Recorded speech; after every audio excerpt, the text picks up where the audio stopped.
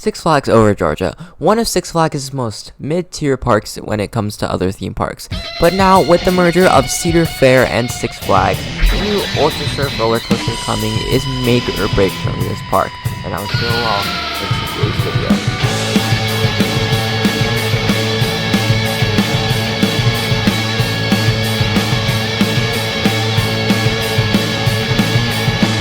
What's up guys, Camp here, and today I'm going to be telling you guys why the Ultra Surf is make or break for Six Flags Over Georgia. Now before I get into this video, make sure to like, subscribe, and turn on all of those notifications, and let's get straight into this. Six Flags Over Georgia, you know, I've heard a lot about this park. I've heard it's a really good park.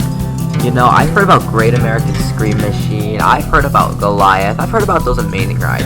But with the merger of Six Flags and Cedar Fair, this might get a bit buried in the lineup. Just like Six Flags New England, this park is not looking too high when it comes to it.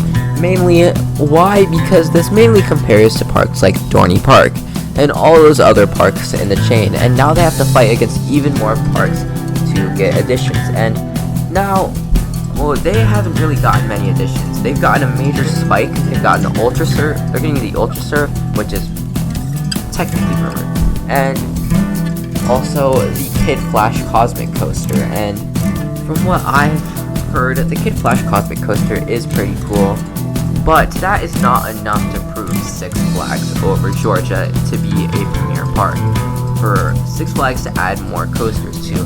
And it is also one of the mid-tier parks when it comes to attendance and operations. So overall, it's a pretty mid-tier park. And staffing issues might cause that even more. But what I'm getting to is Six Flags Over Georgia is in a dire situation. And I think that Six Flags might make one more investment before they might abandon the park a little bit. By abandon, I mean not a coaster for 5 or 10 years, which has already kind of happened.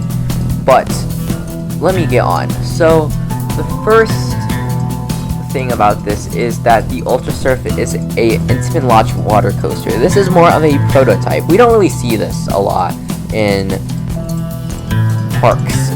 Mainly, we've seen the mock Ultra Surf, and personally, if Six Flags was not willing to clone that ride more, then I don't think it was really good, to be honest. Well, to be fair, this ride has been open for only like a year right now, so we don't really know if it's being cloned to any other parks.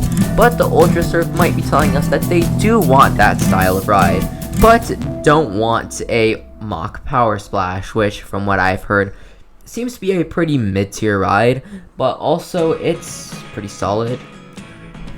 But from Intamin, I'm not surprised that they're getting an Intamin, because we've seen them work with Intamin more over the past few years, and Intamin seems to be doing pretty good right now when it comes to roller coasters. I mean, we've seen them open Velocicoaster and DC Rivals over the past few years, and let me just say, those coasters seem pretty cool. Shout out to Velocicoaster fanboy, he's pretty cool. And you know, the Power Splash is a prototype and stuff, and this might not do well like Aquaman Power Splash at Over Texas, or it might do amazing like a different water ride.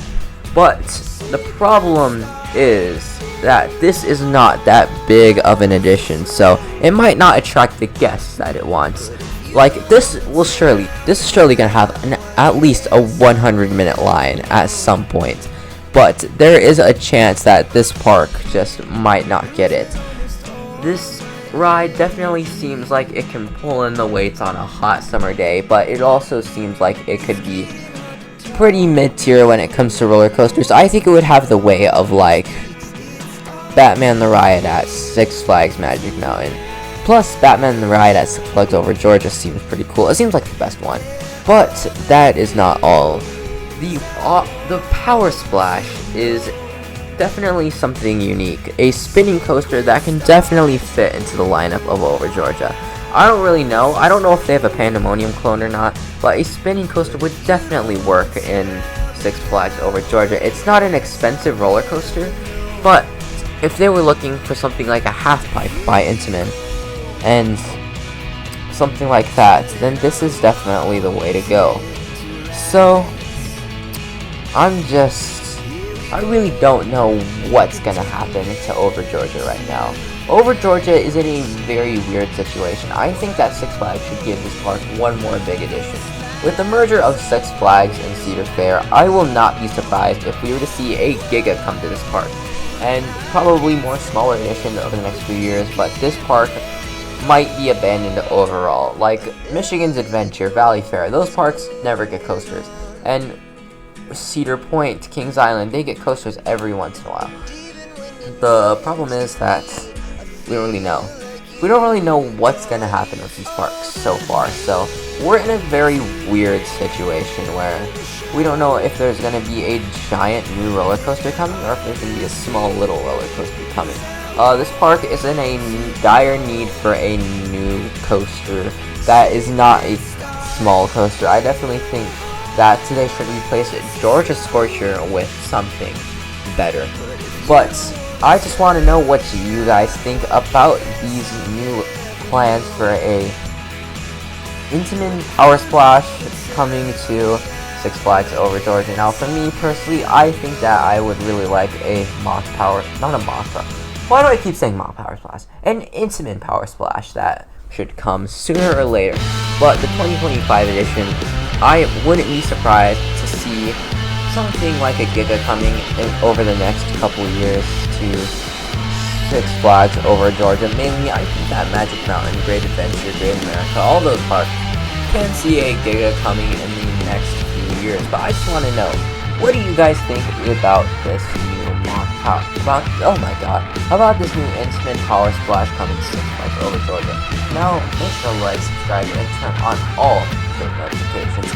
And before I end this video, let me give some shoutouts. As I said in the video, Velocicoaster Fanboy and Airtime Thrills, Theme Park Studios. Theme Park Studios mainly covers more of the East Coast kind of things and all that other good kind of things. But also, one more shout out to Kenobi Coaster for giving this off-ride footage that I'm using right now. So make sure to like, subscribe, and turn on all of those notifications. And I'll see y'all in the next one. Goodbye!